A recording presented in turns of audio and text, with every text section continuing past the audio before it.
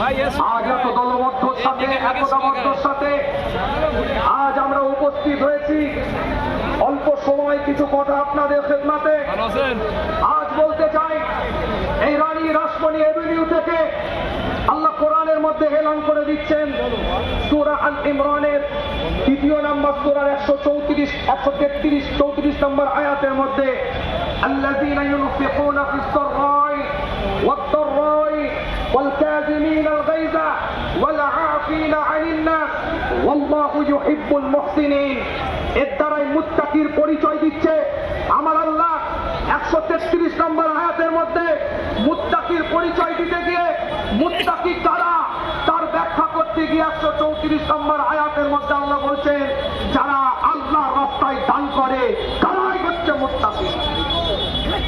আজ ইতিহাস সাক্ষী দিচ্ছে সেই কোরআনের আয়াতকে সামনে রেখে সাহাবায়ে কেরাম থেকে শুরু করে তাবেঈন থেকে শুরু করে তাবেঈন থেকে শুরু করে আইম্মায়ে মুজতাহিদিন থেকে শুরু করে ইমাম গৌস কুতুব আব্দাল্লাহ আমাদের সাথে আমাদের পরবর্তী প্রজন্মের সাথে এই ভারতবর্ষ নয় গোটা পৃথিবীতে কিছু সম্পদ আল্লাহর রাস্তায় ব্যয় করে গেছে যেটাকে আমরা ওয়াকাফ বলে থাকি।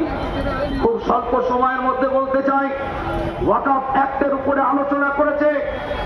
আজ আপনাদের খেদমতে বলে যায় আমরা এনআরসি হয়ে লড়াই করেছি, সিএএ হয়ে লড়াই করেছি।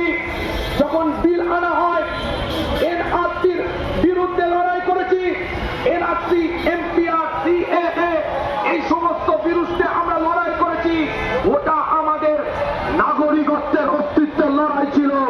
আজ ওয়াকাফ বিল যদি মেম্বার অফ পার্লামেন্টে সমকামিতার মতন নোংরা বিল যেমন পাশ করা হয়েছে, পরকীয়ার মতন নোংরা বিল যেমন পাশ করা হয়েছে, সেই রকম যদি ওয়াকাফ বিল মেম্বার অফ পার্লামেন্টে পাশ করা হয় মনে রাখবেন আমাদের লড়াইটা তখন ঈমানের অস্তিত্বের লড়াই দাঁড়িয়ে যাবে।